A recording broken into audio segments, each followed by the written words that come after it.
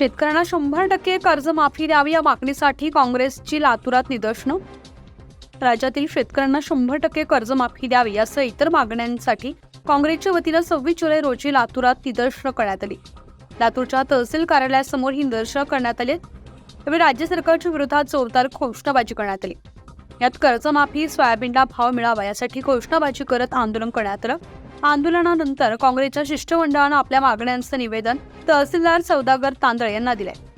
यावेळी जिल्हाध्यक्ष श्री शैलेश उटके, शहराध्यक्ष ॲडव्होकेट किरण जाधव, शीलाताई पाटील, अनुप शेळके, सुभाष घोडके यांच्यासह काँग्रेसचे पदाधिकारी व कार्यकर्ते उपस्थित होते.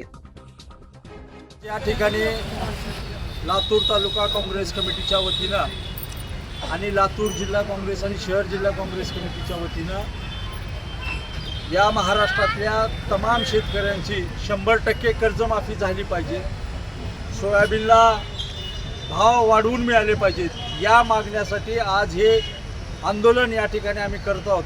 आणि हे आंदोलन सतत शेतकऱ्यांची कर्जमाफी होईपर्यंत आम्ही सतत त्या ठिकाणी करत राहू. न्यूज 15 मराठीसाठी सुधाकर सूर्यवंशी, लातूर.